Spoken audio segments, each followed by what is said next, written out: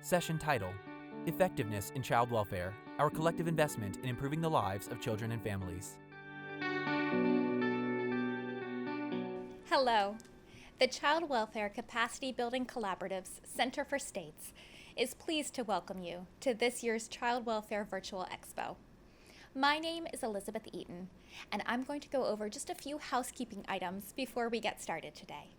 If you are reading the closed captioning but not hearing anything, try turning up the external speakers on your computer or device.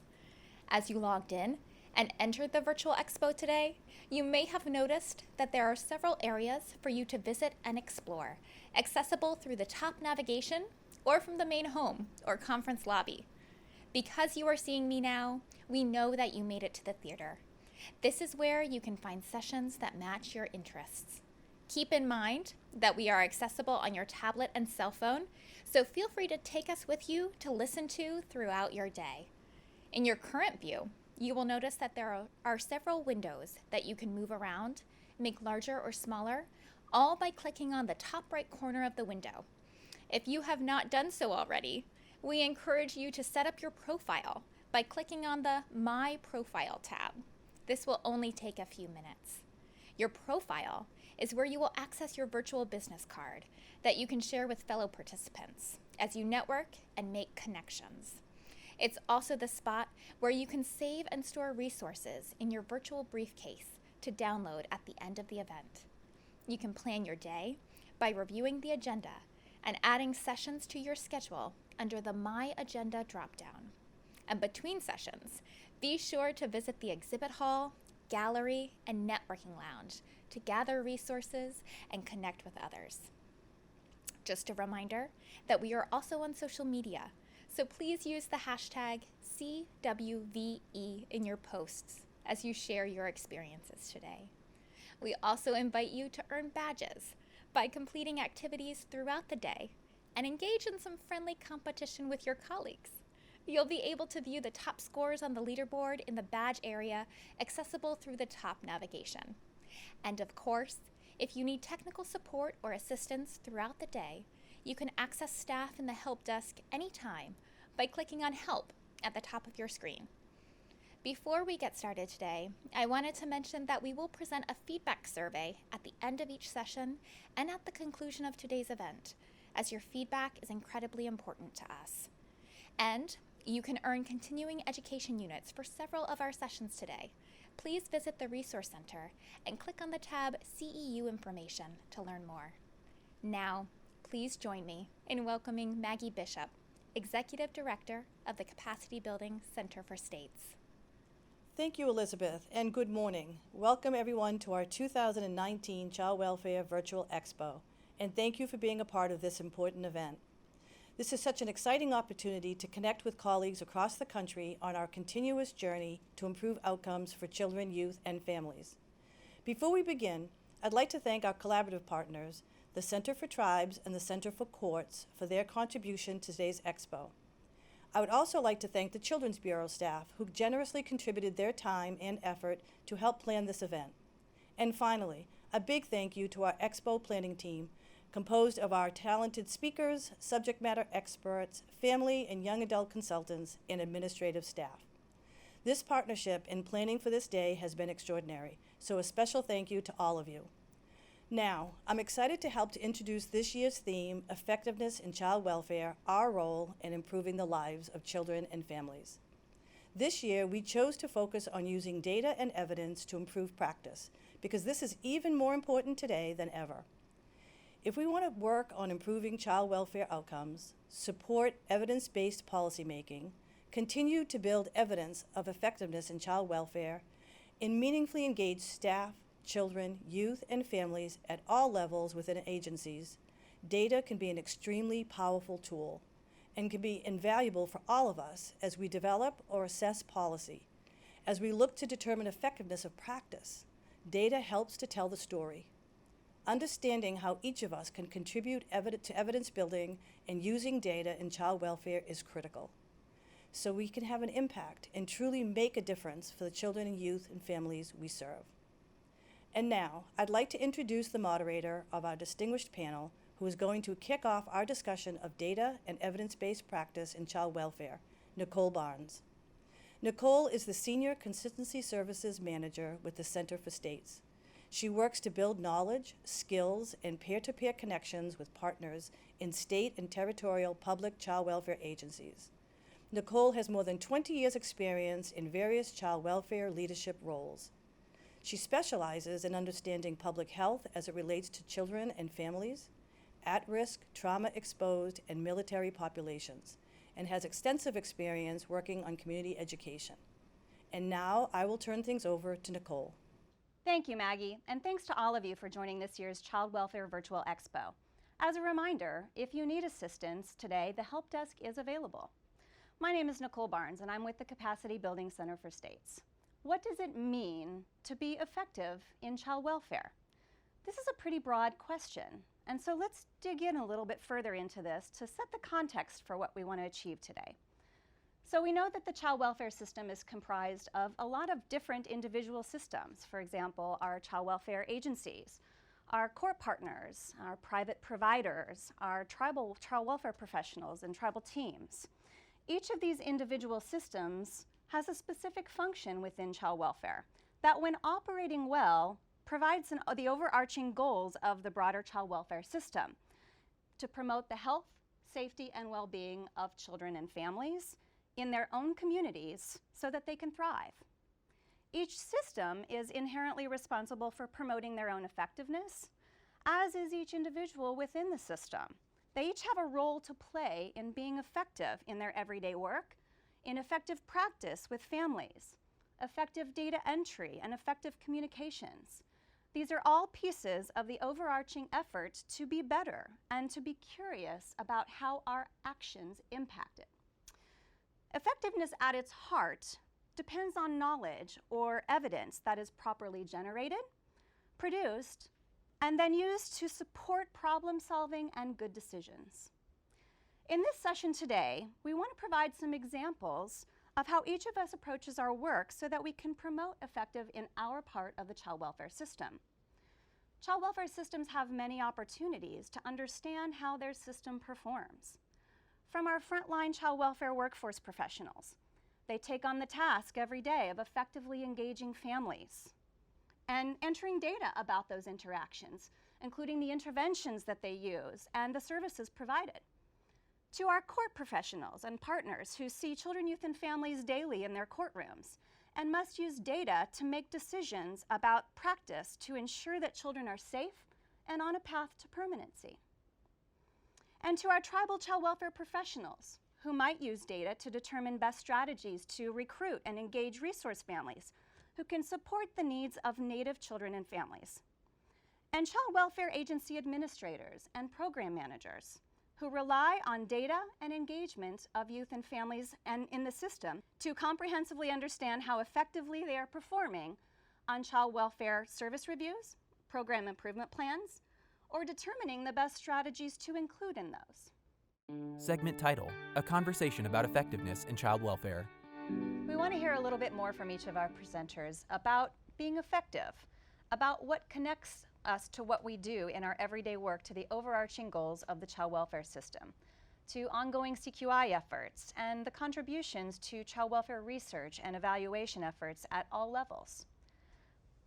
So how are we collecting, sharing, consuming, and using data to be part of the decision-making process at all levels in child welfare? Jennifer Haight, Children's Bureau. Well, I can start with an attempt to answer from the federal perspective, because essentially that's what I oversee and what I am trying to be better at.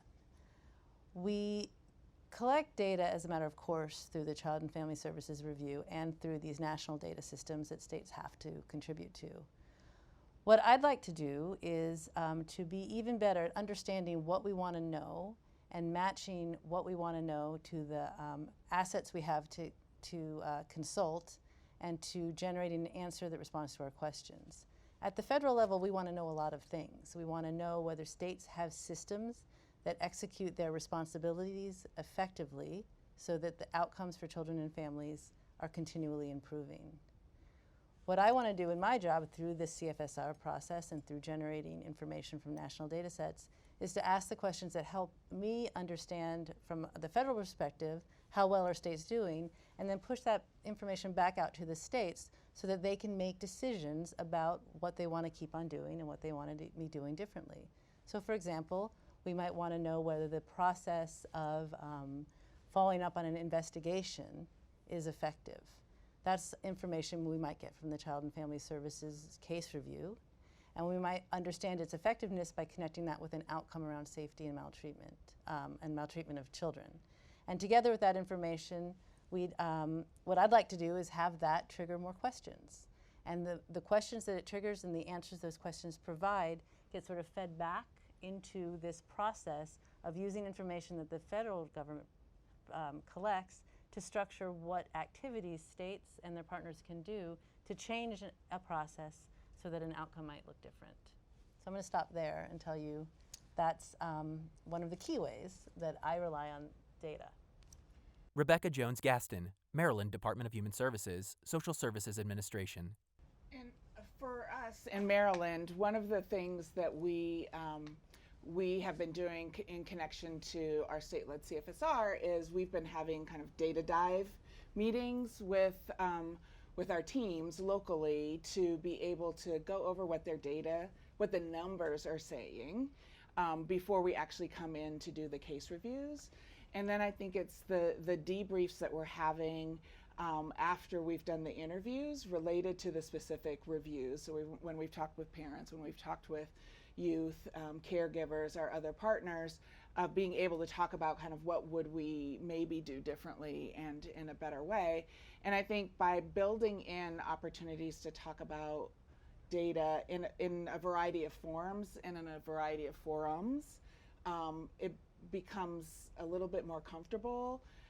And then we can start talking about, like, so this might be a really great practice, but if it's not actually having our intended outcome, maybe we shouldn't do it anymore, as we're talking about time, energy, financial resources, and having to make those decisions. At the same time, not devaluing the fact that the practice or the intervention might have been really great. It just didn't work in the way that we needed it to. And I think being able to have those conversations and tying it to then decisions is a really important way that we've been trying to integrate how we build an effectiveness in our use of data in Maryland. Christine Keisel, Contractor, Children's Bureau. Across the country, the legal and judicial systems have come a really long way in their ability to collect and use data to inform systems change and programming, much in the way that you were talking about that you're doing in Maryland. However, for the legal and judicial systems, there's not yet a solid evidence base of legal and judicial practices upon which to draw on in making those system improvement efforts. We have some evidence on best practices and what works, and we kind of know anecdotally what works, but we need to continue harnessing the work and collecting data on the things that we believe work well, and continue to report on those efforts and engage in strong evaluations of programming in order to inform the field and not just our own practices that we think are working well. I know sometimes it's hard to think from the being a lawyer or being a judge perspective that you're going to be able to do this kind of robust CQI type of work. So I would encourage those of you who are watching this to tune in to our Becoming a Workforce of Everyday Scientists, because we're going to be talking specifically to the lawyers and the judges about how you can do that, and we can start building some of that evidence base together. Amanda Cruz, Family Consultant, Capacity Building Center for States.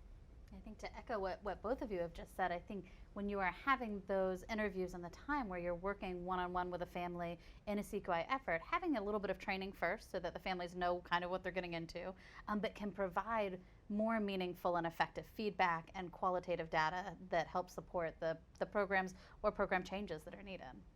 Right, and I would just add that all of that is exactly what I think that we're trying actively to promote at the federal level. And for me, one of the easiest way, or one of the things that I like to focus on, is that generating evidence or information for the federal reviews is not the end. It's not the end of the story, it's the beginning of the story. And just each of the things that you all just said sort of amplifies on that. We're trying to be continually curious.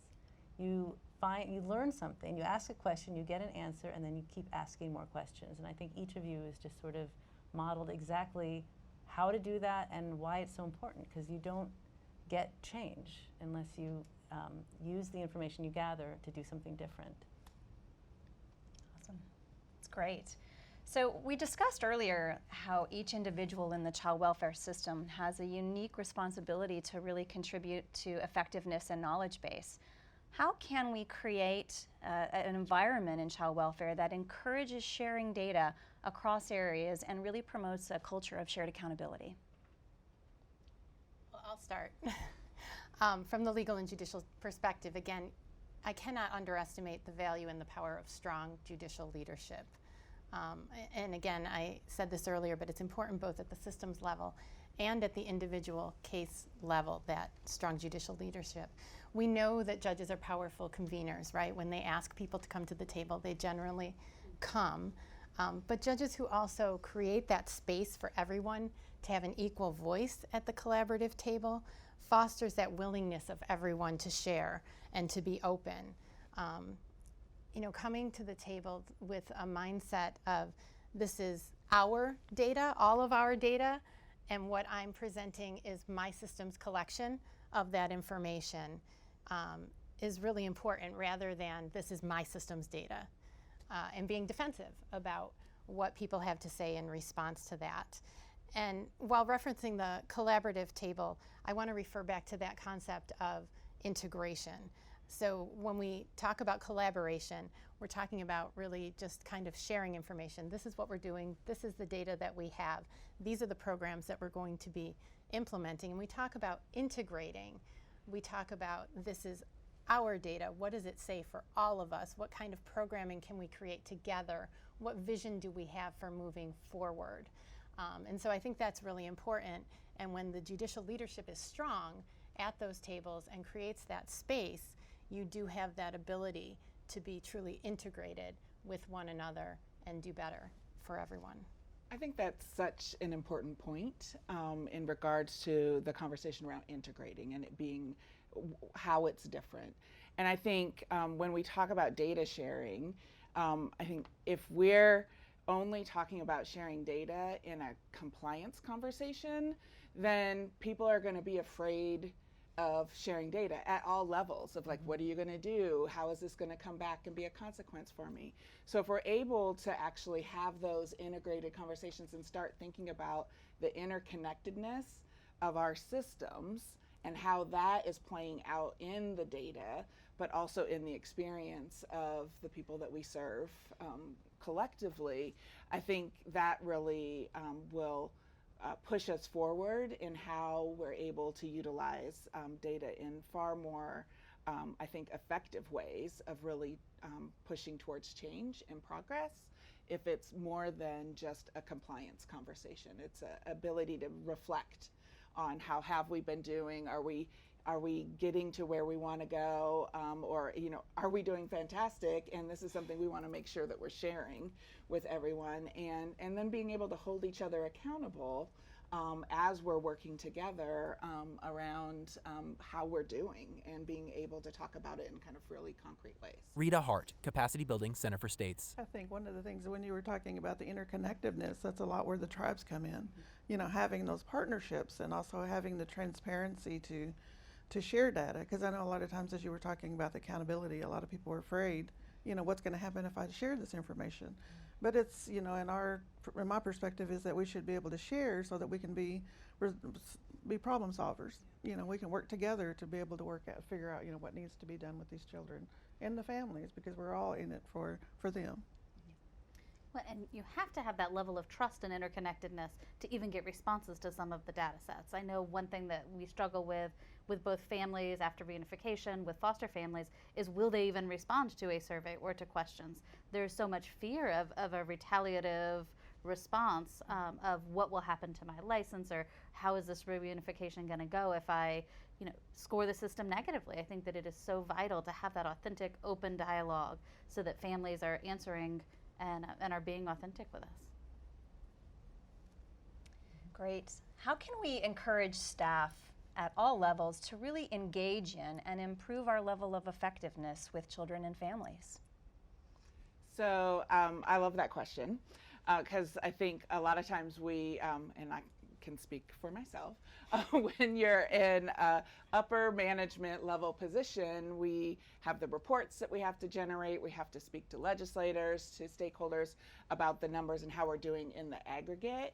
But I think about when I was a caseworker, and I'm trying my hardest to do the best work possible, and I want to know if what I'm doing is actually working, and if it's not, get some feedback. And so I think, again, creating these spaces where it's a safe place to get feedback, both from who we're working with as colleagues, but also from those that we're serving, and not taking it as judgment and being defensive, but this is an opportunity for me to maybe think about doing something differently. I thought it was really a great idea, but oh, I hear what you're saying.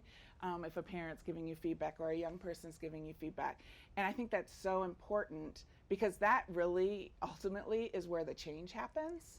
Because at the state level, at the federal level, we can, say all we want about change and program improvement plans, but if the actual actions and the practice aren't changing, and ultimately then the impact and engagement that we have with the communities we're serving, then it's all for naught. And so I think being able to, those safe spaces, to be able to talk about it, reflect on it, and learn from when you make mistakes, and celebrate when you're doing things really well.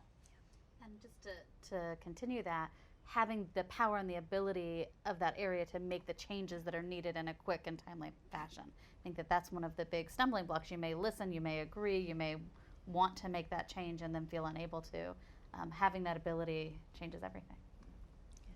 Yeah, and I would just add, I think that it's important to understand that making effective use of data there are two things to that activity that I think are equally important.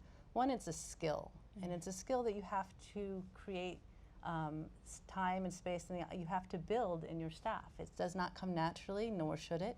So if we want sort of line level, frontline staff and the families that we work with to make decisions based on data, we have to teach them how to do that and give them the time. Mm-hmm. And the second is that it's a behavior. It's not just, I'm going to consult what my textbook says, or I'm going to look at a chart and make a decision. The behavior is, demonstrating curiosity, having the capacity to get the answer to a question, and then understanding that you can do something different or the same thing if the evidence that you've generated allows you to do that. So if we want our staff to do that, we have to give them the opportunity, and we have to build their capacity. I would just add that it's also courage. Yeah.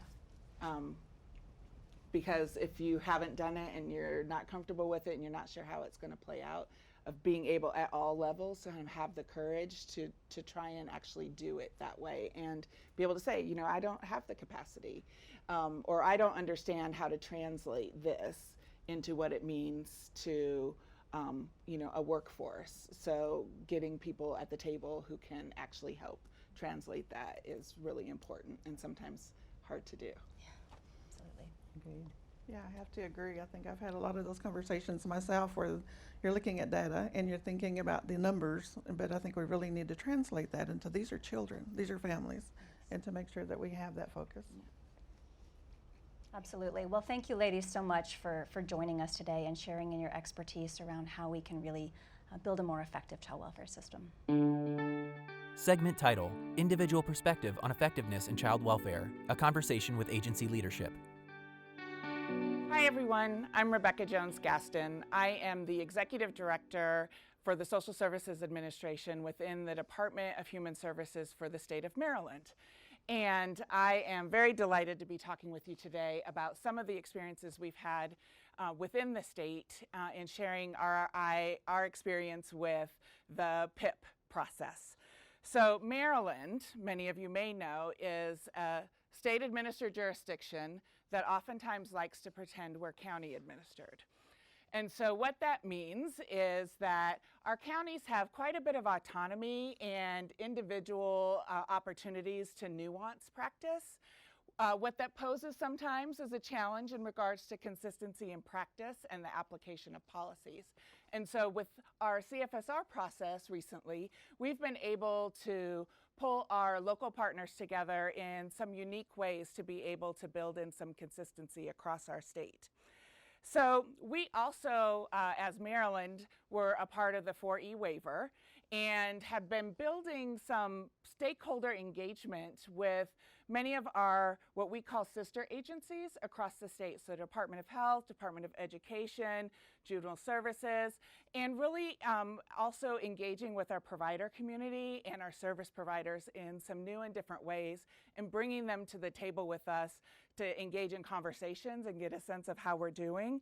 And we were able to really build on this through our state-led CFSR that was 12 months ago now. We found in our findings with our CFSR that there were some areas that weren't really surprising in how we were doing based on the conversations we'd been having with our stakeholder partners. And so we were able to actually engage recently in a new pilot for the program improvement plan process that allowed us to bring a large number of stakeholders together to really sit down and talk about what our CFSR results said and begin to integrate that feedback into our planning and strategies identification.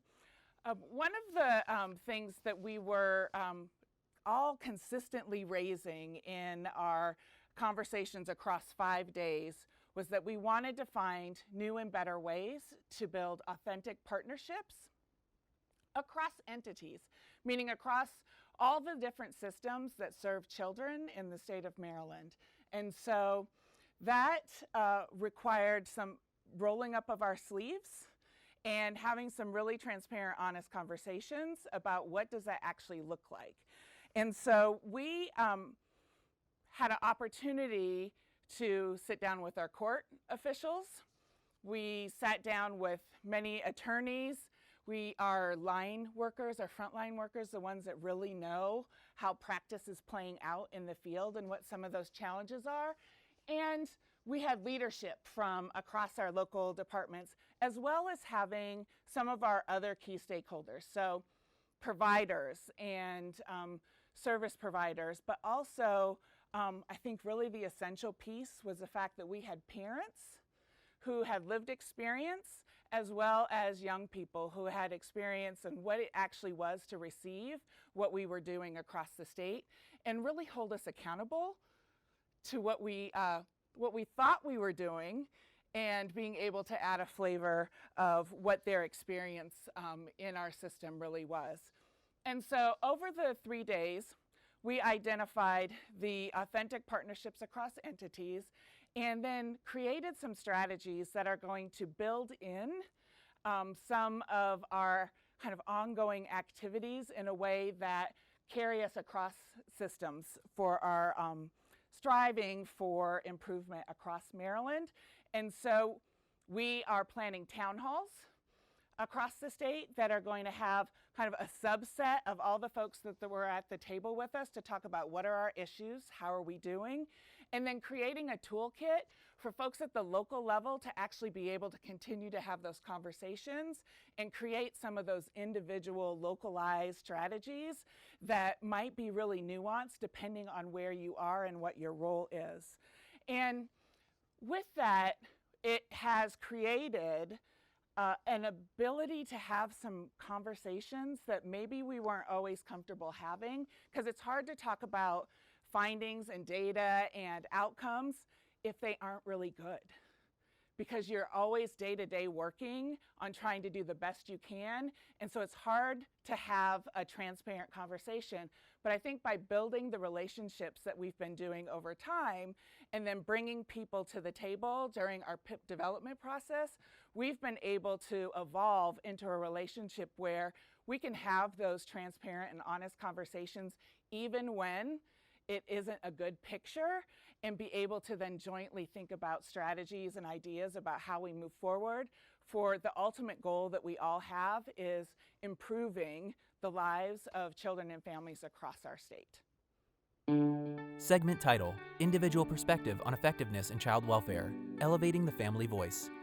Hello, I'm so excited that you're here with us this morning. My name is Amanda Cruz, and I have had the opportunity and the joy to be a family consultant for the Center for States for the last 5 years. I also serve as the president for the Florida Foster and Adopted Parent Association, and this is my first year in that role. It's been a really exciting year watching some of the changes of the way that family consultants and family voice has been shaping child welfare. And when I say family voice, I want to be clear that I'm not just talking about foster parents, although that's who I directly represent. I'm also talking about birth parent voice, although family voice is much better in how we should represent that word. Birth parent has a stigma, foster youth has a stigma, so family voice encompassing all of the different consumers of the child welfare system. And it has really changed what we know makes an effective program. And it is exciting to watch as different players and different groups from the child welfare system reach out, engage, laws change both federally and at state levels, and programs are starting to trickle down and really have that direct impact with authentic voice. And we want to make sure that that is something that we continue not just to strive to, but that we know and we're following. One of the things that hit me as I was listening to everybody else's introductions is they have a lot of data, right? And they know a lot of things, and they know about CQI, and they know about the PIP and the CFSR, and I've been at the table for all of those things. But I don't have a degree in all of those things. And that has been okay, and more people who don't have necessarily the data background are being asked to the table to say, what does this really mean for you? How is this really implemented? And what is the point behind these numbers? How is that translating to the child after reunification? That's great that the statistics are looking great, but is the child happy? Is a child who is adopted actually thriving and succeeding in life post-adoption? Are they having open relationships? Is that going well in a more qualitative fashion? And I think that that is such an exciting time in child welfare and really changing where we're going. That pendulum swing to more open and more relationships has been such a magical gift over the last 5-ish years. I really think that the trickle-down effect when we have ineffective programs is something to look at. When we are not allowing authentic voice, real relationship, or people to do their basic jobs, we see the outcome of the numbers, and we see programs not being as effective, people not being able to supervise visits, families not reunifying quicker. And every time I see those numbers, when there's really ineffective numbers and people talking about why isn't this happening, you see children not going home, you see longer stays in foster care, less reunification, longer stays before adoption. And it's really that voice behind those numbers of why. What are we doing differently? How can we utilize some of our key ground players of foster parents, parents, children, to make sure that we change these numbers around? I think that one of the things that Rebecca said that they're doing in Maryland was so exciting, right? Getting families engaged all in the same room, all at the same time, and those programs are happening across the nation. We have exciting, effective programs. Gainesville, Florida has a community program that has a very specific community focus where they have families come in and it serves as a prevention arm of the whole child welfare system with funding and partnership throughout the whole community, and has changed the data tremendously in that area. We also have visitation centers creating positive interactions between birth parents, foster parents, and the children in Washoe County. And it is changing their data and pushing children to go home quicker with healthier relationships. We have birth parent programs where there are peer advocates working who have successfully navigated the system in Seattle. All of these programs are changing the needle of child welfare. It's really important that we are working at the transaction and relationship level. And that is really what I am here to talk about, and just excited that you're here with us. Thank you. Segment title, Individual Perspective on Effectiveness in Child Welfare, Through the Eyes of the Tribe. Hi, I'm Dr. Brenda Diane Madrigal, and I'm here to talk about evidence from an American Indian perspective. So I'm going to answer this question, what is evidence, through a story. A story through the eyes of a Turtle Mountain Chippewa urban American Indian who married into the Cahuilla tribe of Southern California and who also happens to be a psychologist and has worked in Indian country for over 20 years.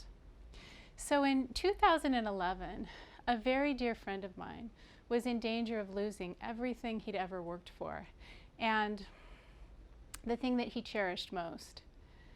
This terrified him. There was nothing he could do about it. So in response to the pain that he was feeling, his body literally started to shut down. He couldn't eat. When he would try, he would feel like he was gagging and like his insides were closing in on him. So a few of us in his close circle were concerned, and I called a colleague of mine and friend, Betsy, up in Oregon, who happened to be living with a Nez Perce elder and spiritual leader. And she told him about my friend's situation. And he said, we need to do a ceremony tonight. So they started gathering the firewood and the necessary supplies. Now the problem is that he was up in Oregon and we were down in Southern California. So when it was time to light the fires, Betsy called me on the cell phone and I put it on speaker. We were all crammed into a truck in the parking lot of a Sizzler, about as unceremonial as you can get. I don't remember how long the ceremony lasted. I just remember the singing, and when it stopped, my friend could eat again. He could eat again. So we might say that this is the power that had come, or as my husband would say, we know it. From an indigenous perspective, this is evidence. From an indigenous perspective, this is evidence. Now this is coming from someone who understands evidence-based practices. I spent over a decade culturally tailoring evidence-based family strengthening programs for American Indian communities with my colleague Dr. Betsy Davis at the Oregon Research Institute and my husband Luke. I started out at the Oregon Social Learning Center under the partial supervision of Dr. Jerry Patterson, a pioneer in parent-child interventions and multi-method measurements using direct observation, the gold star of evidence-based practices. Do we agree with what evidence means? No. So a lot of evidence-based programs, for the most part, aren't even evidence-based for American Indians. American Indians weren't the population that they were designed for or tested on. So what's a main consideration to think about in applying evidence-based practice for American Indian communities? And so I'm gonna say to you the same thing that was said to me by an indigenous elder when I was starting out as a young psychologist, and that was do no harm. Art Blue, an indigenous Canadian elder, said this to me at a Society of Indian Psychologists conference in Utah in the late 90s. Do no harm. So I'm going to talk today about a harm of assimilation. So I was working on a National Institute of Drug Abuse randomized control clinical trial in Indian country with my colleague Betsy. And it was Betsy who went to Roy, the Nez Perce elder, and said, why aren't we reducing health disparities in Indian country? And his answer was, you have to go back to the beginning. So I go back to the beginning, actually, to the tribes of Europe and what happened there that led to what ended up happening over here. So for the purposes of this talk, I'm going to go back to Scotland and the disposition of land as reflected in a popular English nursery rhyme at the time. And in the rhyme, the word common refers to the collective ownership of land. The law condemns the woman or man that steals the goose from off the common, but leaves the greater felon loose that steals the common from the goose. Now this taking of land from the people went along with the taking of knowledge, because at that time universities started springing up in Europe, Oxford for example, and knowledge became something that was inside the walls of those universities as opposed to the outside. So I have a couple papers in the references that talk about decolonizing research and story science. And I'm going to read a few quotes that highlight some of the points that are made in those papers. Research in Aboriginal communities has been a method of colonization due to the illusion that science is neutral and objective. Many of the studies conducted in Aboriginal Native communities represent replicas of Western paradigms that are imposed on Native communities and thus perpetuate hegemony disguised as an attempt to help. Evidence-based practices refer mostly to university knowledge systems, which in nearly every part of the world are derivations of the Western canon. The knowledge systems created some 500 to 550 years ago in Europe by white male scientists. The epistemologies of most peoples in the world, whether indigenous or excluded, on the basis of race, gender, or sexuality, are missing. But evidence of other epistemologies and other ways of representing knowledge exist. And what is generally understood as knowledge in the universities of our world represent a very small proportion of the global treasury of knowledge. Evidence-based practices can be seen as a form of further assimilation, particularly the assumption that Western forms of knowledge are superior to broader, more indigenous ways of knowing. American Indians had no voice in the construction or interpretation of how Western science laid out the parameters of how evidence was to be defined, gathered, interpreted, or applied, leaving them with no voice in the foundation or frame that was set for the social interpretation of knowledge. And they had no vote in the decision to privilege that way of knowledge as the gold star of evidence.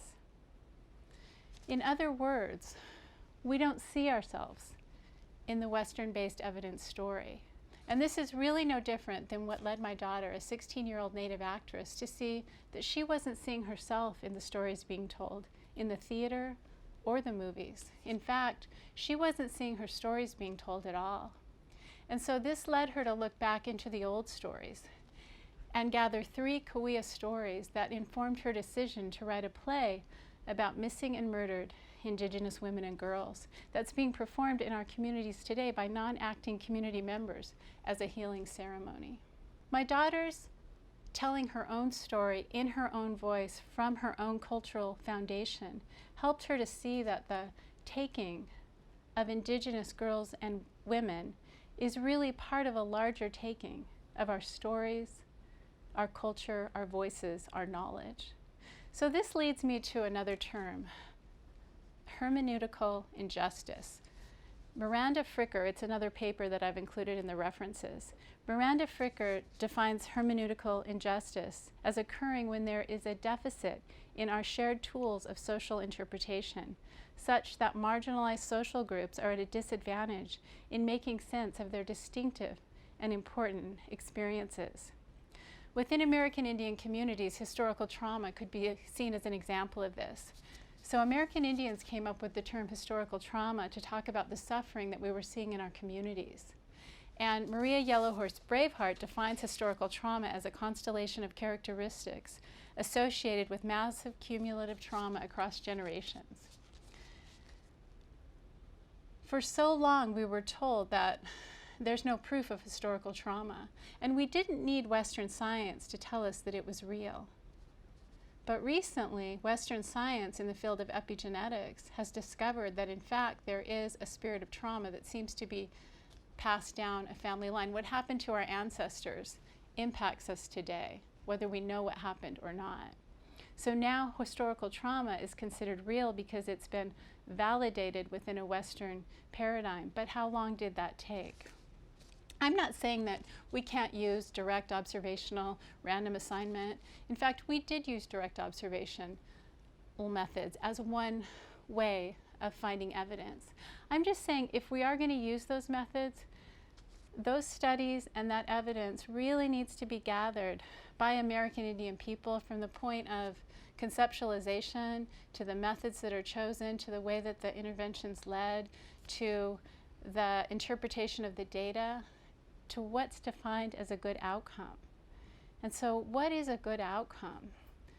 So really not that long ago, a good outcome was a picture of Indian children in uniforms with their hair cut. Indian children that had been put in boarding schools. That was a good outcome. Children that went through those boarding schools, their descendants today are having outcomes that we don't consider are good outcomes, or having difficult outcomes that are directly related to risk factors in child welfare settings. So what is a good outcome? Well, let me just say there's a lot of focus groups done in Indian communities and a lot of listening sessions. I first started doing focus groups in the 90s, and I recently did some in 2019 with American Indian groups. And what I heard then is no different than what I hear now, is no different than what is in reports, the California Reducing Health Disparities Report, Native Vision, and that is American Indian communities should be supported in efforts to revive or sustain cultural traditions, practices, language, and ceremonies to address the loss of culture and improve wellness. So can we do evidence-based practices in Indian country? Yes, but it needs to be led by Indian people. And what are good outcomes? Good outcomes are things that sustain and revive our traditional cultural beliefs and practices. And let me just end with the words of an indigenous African man who spent 25 years in Western universities, working in Western governments, and taking Western practices back to Africa. And what he concluded after 25 years, he went back to his elders, and this is what he said: "We will never realize our full potential as people in our communities and as contributors to the global treasury of knowledge if we continue to depend wholly on the content and ways and knowledge of European peoples. Our way forward must be linked to the recovery, replenishment, and revitalization of our thousands of years old indigenous knowledge." Thank you. Segment title: Individual Perspective on Effectiveness in Child Welfare Through the Court's Lens. My name is Alicia Summers. I'm the Director of Research and Evaluation for the Capacity Building Center for Courts. In this role, I do a lot of work with the child welfare court systems on court improvement programs, specifically around helping them to understand data, research, evaluation, and what we mean by evidence. And the evidence piece is critical for us because it's such a hard question when you're talking with the courts for them to understand. What does that mean and how do we apply it? If we're thinking about evidence, we often think about how we use that to make decisions. So let's think about that in terms of how we make decisions in our everyday life. Let's say you're traveling to a new place. And when you get there, the first thing on your mind, at least if you're me, is what am I having for dinner? So you have to think about, how do you know what to eat, where to go, where to find this information? And there's a couple places you could look for information.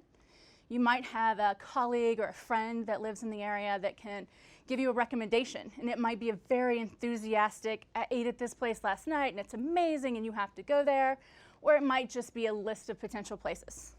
You could also consider looking for an expert in the field. Maybe your hotel concierge who has a list of available restaurants and some recommendations. And a lot of people use Yelp. So it's an application on your phone. You can scroll through and look for things nearby, and that has the added benefit of having customer reviews and on a rating scale, so you can see how many stars the restaurant gets. And you can do specialty searches. I only want vegetarian options, or I really want pizza tonight. So it's customized to meet your needs. So that's one way that we would gather in evidence and information. But when we're talking about the child welfare system, it's infinitely more complex. And the stakes are so much higher, because now we're not talking about what I want for dinner, we're talking about the lives of children and families involved in the system. And that's a harder thing to think about. Because of that, we also have to think about, these are not people that know necessarily who to ask for information, how to ask for information about evidence, even what questions that need to be asked. For dinner, we know what we want. It's an easy question. For evidence, it's a much harder question. Part of the problem is evidence doesn't have one easy definition. What evidence has is a continuum and range of definitions across multiple fields. And most of them agree it's not one definition, there's evidence or there's no evidence. What it really is a continuum. And on one end of the continuum, we know nothing. We have no evidence, we have no idea if something works, there's just nothing out there. And on the opposite spectrum, we have what we consider our gold star as a researcher, which is an evidence-based practice. This is when there's been very rigorous research where we've randomly assigned people to a group and let them see if it worked in a way. So did the intervention group look different than the control group in terms of outcomes? And the reason this is the gold star is because this is the only way we know if the evidence shows a causal link between our intervention and our outcome. Everything else is just a relationship. And this entire continuum is based on the rigor of those studies. So the no evidence, then you have a little evidence, maybe some data, some trends, some anecdotes that say this is effective. Then you move up. There might be a study, an evaluation, something helpful, some information, some comparison, but it doesn't quite meet that high criteria. It doesn't quite meet that gold standard. And the reality is, in the courts, we rarely meet that gold standard. To get to an evidence-based practice requires a lot of resources, a lot of time, and a high level of control that we just don't often get to do in the field. What we most often see in the field are what I would consider more modest but meaningful evaluation studies that make some sort of comparison, that look at some data that a state or court or county has used to really look at, is my program working for me? Is this enough information for me to say, I want to keep doing this, or I want to expand this to somewhere else? That's typically what we see in this field. So if you're thinking about, as a policymaker, a decision maker, people that need to make important decisions about what do we do to improve outcomes for children and families, how do you know where your program might fit? I've just said there's a continuum. How do you know? You have a program, where is it going to fit in there? It's not an easy thing to know. As a researcher, it's a little easier for me, but not everybody goes to school forever to study data, research, and evaluation. And there are ways to be a really good, informed consumer of information. So if you want to know where your program fits in, think about it in terms of what you can know so that you can review the information in a meaningful way. The first thing you should know always is, what does your data say at your state or your county? Because that's going to be really important in asking the right questions later on.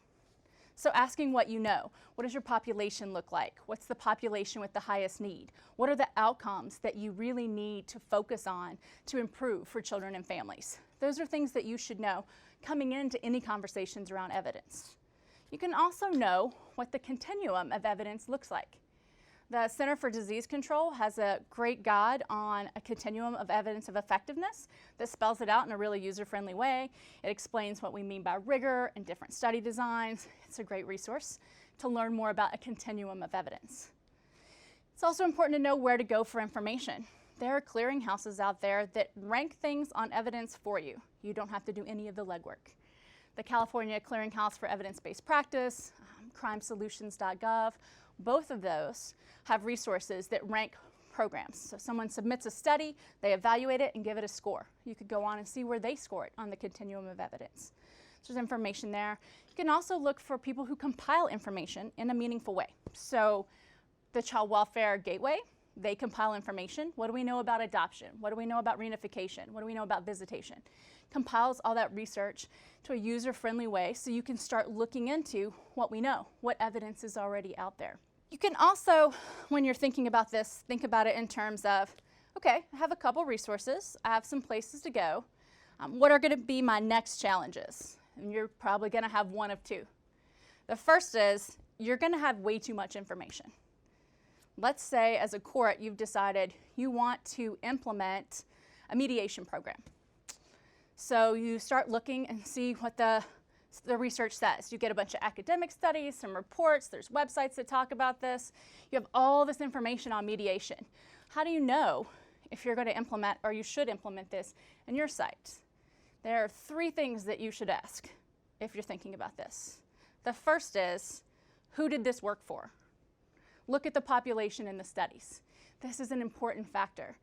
If you know that in your state the biggest need is getting teenagers to permanency, and all these studies focused on infants and toddlers, that's not evidence that this is effective for you. So think about your population, how it relates to the study population. The second thing to think about is the outcomes. Do the outcomes match the outcomes you need? If you know your biggest challenge is timely adoption, and all the studies focused on timely reunification, that's not evidence that this is going to be effective for you. So think about how your outcomes match up. And if they do, and if they don't, are they similar enough that you could try this? And then the third question is, how rigorous are the studies? We often see in the courts a lot of descriptive information, someone talking about a program, just describing it. This is what we did, this is what our numbers look like. But if they're not comparing it to anything else, it's going to be lower on that continuum of evidence. So think about, is there a comparison group? Did they use a random sample or random assignment? And just learning some of those key phrases can help you think through what that could potentially look like. The other problem you might have is too little information. So you have decided we're doing this intervention, or we have this outcome we're fixing. What do we do now? And you want to figure out, is there evidence at all related to what I'm looking for? I think it's important to go down the list and think this through. So start at the top. You know that there's a clearinghouse that lists out evidence-based practices. Look at it and see if your program's on there. See if there's programs that relate to your outcomes on there. So start there and see if there's the information that you need. If it's not there, start looking at the websites that compile information together in our field. See if they have some information that can be useful, a resource to you, somewhere to start, if there's anything out there that demonstrates any type of evidence on that continuum. You can also make connections to researchers at your local universities or technical assistance providers in the field. We have access to academic journals. We have access to the courts that are doing this work that may not publish the reports, might be able to give you some more information about what we know and what evidence is out there to help you. You should also consider this an opportunity to talk, get the voice of your participants. If you want to know what works for timely reunification, talk to the families that were successful at this in your courts. Ask what worked for them. Dig into that as a piece of additional information. And then a final consideration is think about the positive deviance in your own state. So if you look at every county in your state and you have one or two that are doing great at timely permanency, ask what they're doing. Find out if they've implemented something, if there's something there. So what's that evidence look like? And again, it's going to be a little lower on the scale than it is higher on the scale, but it will get you there. Most often in the field, what I see is we get people, leaders in the field, go out to conferences and they meet a very charismatic speaker who's very excited about the program or practice that they've implemented. And they come back home and they say, we're doing this. And they miss all those other critical steps. They don't know what the data says. They don't know what the research says. They haven't asked those three important questions. Who was the study designed for? What were the outcomes of interest? And how rigorous of a study was this? And that's a big step that we typically miss in the courts, is skipping the asking about the evidence and better understanding whether the evidence really applies to the issue at hand. And that's definitely ways that the courts can be more informed consumers in the field. Nicole Barnes. As we close our first conversation today about effectiveness in child welfare, a few key themes emerged. There are cross-cutting opportunities for the unique systems in child welfare to work together to be more effective and improve outcomes for children, youth, and families. The foundation of these partnerships is built on a shared understanding of the data that each unique actor holds and promoting the value of data and effectiveness for all layers within an organization. It starts with the engagement and integration of youth and family voice in child welfare work, the frontline service professionals who work hand in hand with families, the supervisors and administrators who coach and model effectiveness, administrators in leadership that guide the vision for effective practices, and federal partners who support effectiveness through assessment and program improvement planning tools that provide a foundation for measuring effectiveness. And finally, awareness that a critical piece of being effective is in the work that we do to improve outcomes in relationships. Building relationships with families to support reunification, relationships with system partners to work more collaboratively and intentionally together to create a shared vision, and building relationships with community partners to ensure that all families have the resources and supports that they need to thrive. Logo for the Child Welfare Virtual Expo. Child Welfare Virtual Expo. This video was developed for the Child Welfare Virtual Expo by the Capacity Building Center for States and is sponsored by the Children's Bureau. Its content does not necessarily reflect the views and policies of the Children's Bureau.